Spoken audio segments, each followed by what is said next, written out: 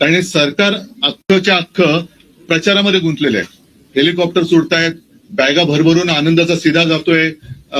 या सगळ्या प्रचारात म्हणजे आता सुद्धा अधिवेशन आटपून ताबडतोब प्रचाराला लागतील. अधिवेशन संपल्यानंतर लगोलग दुसऱ्या निवडणुकीची आचारसंहिता लागेल. म्हणजे निवडणुका मागून निवडणुका हा सगळा खेळ. आणि गेल्या वेळेची ही आता जी निवडणूक आहे अजून त्याचा निकाल लागायचा आहे. मला नाही वाटत अशी निवडणूक यापूर्वी महाराष्ट्र राज्याने अनुभवली होती. पूर्वी आपण इतर राज्यांच्या निवडणुकांची उदाहरणं द्यायचो की बघा तिकडे कशी गुंडागर्दी सुरू आहे, कसे बंदुका काढल्या जात आहेत, बूथ कॅप्चरिंग कसं केलं जात आहे, पैशाचं वाटप कसं केलं जातोय. हे सगळं आपल्या महाराष्ट्रामध्ये ज्यांची उदाहरणं देत होतो त्या राज्यात आता आपल्या महाराष्ट्राचं उदाहरण दिलं जात असेल की बघा तिकडे कशी बेबंदीशाही सुरू आहे. म्हणजे कोणाचं पायपोस कोणात राहिलेलं नाहीये.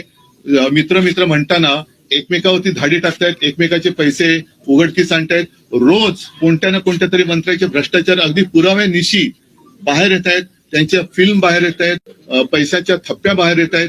तरी सुद्धा मुख्यमंत्री हिंब आहेत. म्हणजे मुख्यमंत्र्यांनी अजून एक खातं निर्माण केलं पाहिजे आणि त्याचं नाव पांघरुण मंत्री असं ठेवायला पाहिजे. म्हणजे जे बाकीचे जे मंत्री आहेत ते हातपाय पांघरुण बघून हातपाय तरी पसरतील आणि मुख्यमंत्री बसलेत पांघरुण घालायला. त्याच्यामुळे इतर खात्या माझ्या सूचना तर जाऊ दे ना, इतर खात्याच्या बरोबरीने मुख्यमंत्र्यांनी पांघरुण खातं हे तयार करावं आणि स्वतः त्याचं चार्ज घ्यावा. कारण त्यांच्याकडे म्हणजे मला मुख्यमंत्र्यांची दया होते की कोण होतास तू, काय झालास तू, एवढ्या सगळ्या भ्रष्टाचाराने जवळ घेतलंस तू, स्वतःच्या पांघरुणात घेतलंस तू, काय होतास तू, काय झालंस तू, भ्रष्टाचारानं पांघरुणात घेतलंस तू. तसं म्हणजे ही महाराष्ट्राची संस्कृती नाहीये.